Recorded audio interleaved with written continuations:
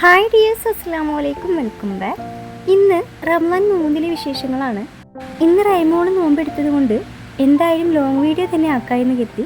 അപ്പോൾ ഇന്നത്തെ വിശേഷങ്ങൾ എന്തൊക്കെയാണെന്ന് നമുക്ക് കാണാം. കാണുന്നതിനോടൊപ്പം ലൈക്ക് ചെയ്യാനും കൂടെ സബ് ചെയ്യാനും മറക്കല്ലേ. പുലർച്ചെ 4 മണിക്ക് ഞാൻ എണീറ്റിട്ടുണ്ടായിരുന്നു. ഇന്നിപ്പോൾ ഗോതമ്പ് പുട്ടാണ് ഉണ്ടാക്കിയെടുക്കുന്നത്.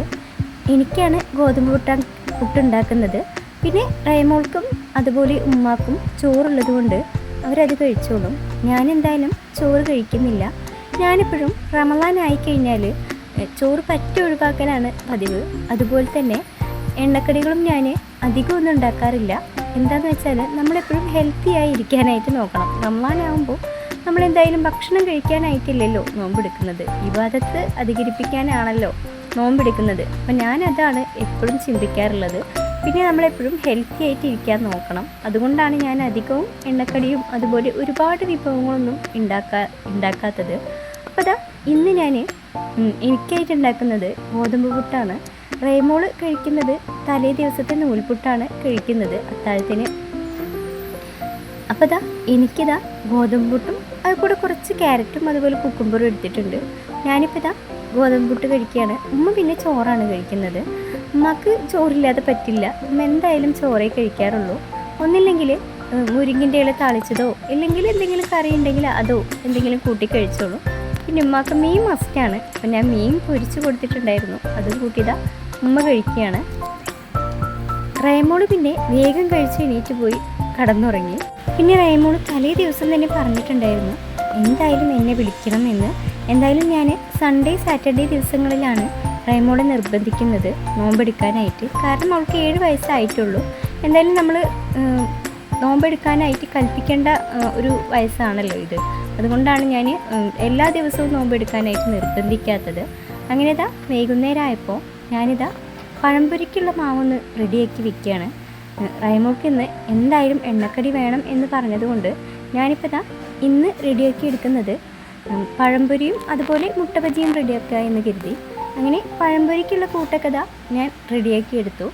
ഇതിലിപ്പോൾ മൈദയും കൂടെ 2 ടീസ്പൂൺ അരിപ്പൊടിയും കുറച്ച് ഈസ്റ്റും മഞ്ഞൾപ്പൊടിയും പഞ്ചസാരയും ഉപ്പും കൂടിയാണ് ഇട്ടിട്ടുള്ളത്. റൈമോൾ കഞ്ഞി വാങ്ങാൻ റെഡിയായി നിൽക്കുകയാണ് കേട്ടോ. അങ്ങനെ ഇതാ റൈമോൾ ആകെ ക്ഷീണിച്ച് നിൽക്കുന്നുണ്ട്. ആളാകെ അവശയായിട്ടുണ്ട്. ഇടയ്ക്ക് വിശക്കുന്നു എന്നൊക്കെ പറയുന്നുണ്ടെങ്കിലും ഞാനത് മെയിൻ്റ് ആക്കുന്നില്ല. അങ്ങനെ ഇതാ ഞാൻ പഴംപൊരിക്കുള്ള മാവൊക്കെ ഇതാ ഇളം ചൂടുവെള്ളത്തിലൊന്ന് കലക്കിയെടുക്കുന്നുണ്ട്. അതിൻ്റെ കൂടെ തന്നെ റൈമോൾ എല്ലാം നോക്കി നിൽക്കുന്നുണ്ട്. എന്തൊക്കെയാണ് ചെയ്യുന്നത്, എനിക്ക് ഇന്നതൊക്കെ വേണം, അതുപോലെ ഇന്ന പോലെ ചെയ്യണം എന്നൊക്കെ പറഞ്ഞ് എൻ്റെ പിന്നാലെ നടക്കുകയാണ് അവൾ. എൻ്റെ കൂടെ ഓരോന്നും ചെയ്യാനായിട്ട് കൂടുന്നുമുണ്ട്. അങ്ങനെ ഇതാ ഇനി മുട്ട ബജിക്കുള്ള മാവൊന്ന് റെഡിയാക്കി മാറ്റി വയ്ക്കുന്നുണ്ട്. അപ്പോൾ ഇതൊക്കെ ചെയ്യുന്നത് ഞാൻ അസർ കഴിഞ്ഞിട്ടാണ് കേട്ടോ. അങ്ങനെ ഇതാ അതിലേക്ക് കടലമാവും അതുപോലെ 2 ടീസ്പൂൺ അരിപ്പൊടിയും കായപ്പൊടിയും മുളക് പൊടിയും പാകത്തിന് ഉപ്പൊക്കെ ഇട്ടിട്ട് ഒന്ന് മിക്സാക്കി എടുത്തതിന് ശേഷം കുറച്ച് വെള്ളം കൂടി ഒഴിച്ചിട്ട് ഇതാ നന്നായി ഒന്ന് മിക്സാക്കി വെച്ചിട്ടുണ്ട്, മാറ്റി വെച്ചിട്ടുണ്ട്. അപ്പോൾ ഇതാ മുട്ട ബജിക്കുള്ള മുട്ട കൂടി ഞാനിതാ വേവിക്കാനായിട്ട് വെച്ചിട്ടുണ്ട്. 4 മുട്ട വേവിക്കാനായിട്ട് വെച്ചപ്പോൾ റൈമോള് എന്താ 4 എണ്ണം വെച്ചിരിക്കുന്നത്, 6 എണ്ണം 7 എണ്ണമൊക്കെ വെക്കുക എന്ന് പറയുകയാണ്. എന്താണെന്ന് വെച്ചാൽ അവളുടെ വിചാരം നോമ്പ് തുറന്നു കഴിഞ്ഞാൽ ഒന്നായിട്ട് കഴിക്കും എന്നുള്ളതാണ്. അതുപോലെ പഴംപൊരിയുടെ മാവൊക്കെ കൂട്ടുന്ന സമയത്ത് കുറച്ചുള്ളല്ലോ, ഇനിയും കുറച്ചും കൂടി ആക്ക് എന്നൊക്കെയാണ് പറയുന്നുണ്ടായിരുന്നത്.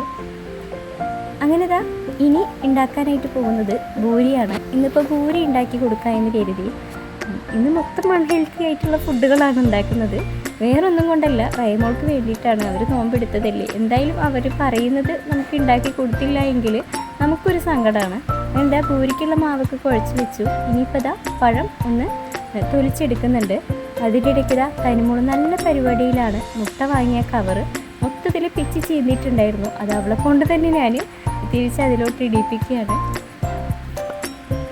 അങ്ങനെ ഇപ്പോൾ ഇതാ ഞാൻ പഴംപൊരിക്കുള്ള പഴമൊക്കെ ഇതാ ജസ്റ്റ് ഒന്ന് മുറിച്ചെടുക്കുന്നുണ്ട്. എല്ലാം തന്നെ മുറിച്ചെടുത്തതിന് ശേഷം ഇതാ പഴംപൊരി ഞാൻ ചുട്ടെടുക്കുകയാണ്.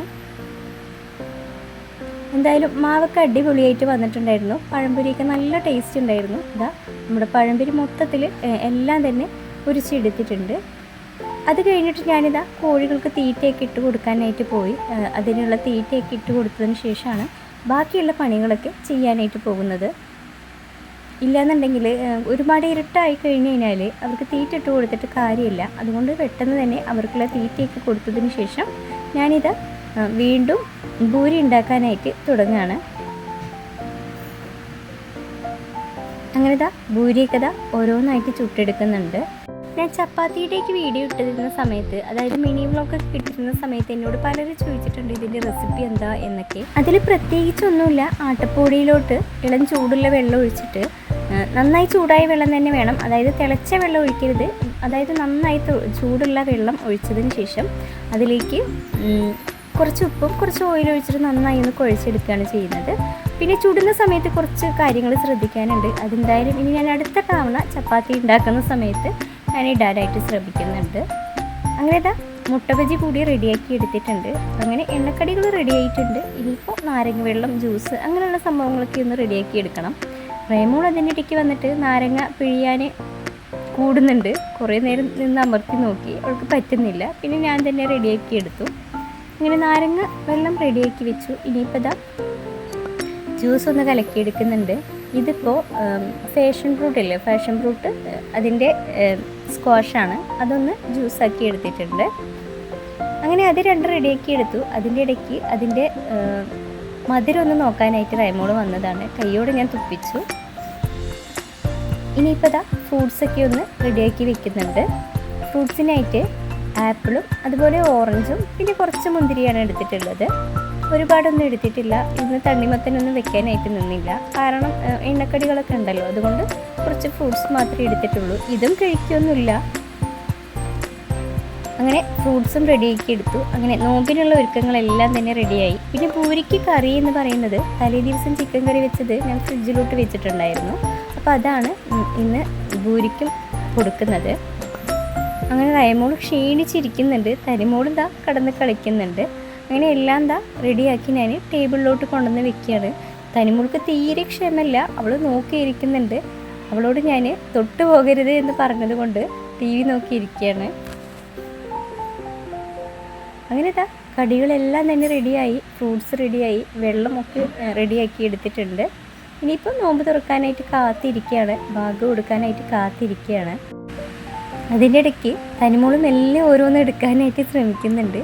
ഞാൻ ചീത്ത പറഞ്ഞതുകൊണ്ട് വീണ്ടും അവിടെ വെച്ചു. കാരണം എന്താണെന്ന് വെച്ചാൽ റൈമോള് നോമ്പെടുത്തത് കൊണ്ട് ഇവൾ കഴിക്കുമ്പോൾ അവൾക്കും ചെറുതായി ഒരു നോമ്പ് തുറക്കണം എന്നുള്ള ഒരു ഫീലിംഗ് ഒക്കെ വരും. അതുകൊണ്ടാണ് ഞാൻ തനിമോളെ കഴിക്കാനായിട്ട് അയക്കാത്തത്. അങ്ങനെ നോമ്പൊക്കെ തുറന്നു, ബാഗൊക്കെ കൊടുത്തതിന് ശേഷം ഞങ്ങളിതാ നോമ്പ് തുറക്കുകയാണ്. പിന്നെ എല്ലാവരും ചോദിക്കുന്നുണ്ടായിരുന്നു ഹസ്ബൻഡ് ഇല്ലേ എന്നൊക്കെ. ഹസ്ബൻഡ് ഉണ്ട്, ഹസ്ബൻഡ് പണിക്ക് പോയിരിക്കുകയാണ്. ചില ദിവസങ്ങളിൽ മഗ്‌രിബ് കഴിയാറുണ്ട് വരാനായിട്ട്. ഞങ്ങളൊക്കെ നോമ്പ് തുറന്നതിന് ശേഷമാണ് വരാറുള്ളത്.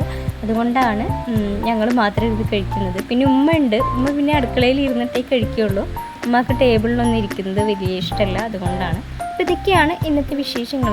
എന്തായാലും ലൈക്ക് ചെയ്യാനും കൂടെ സബ് ചെയ്യാത്തവരാണെങ്കിൽ സബ് ചെയ്യാനും മറക്കല്ലേ. ഇൻഷാ അല്ലാഹ് അടുത്ത വീഡിയോ ആയിട്ട് വീണ്ടും കാണാം. Thanks for watching.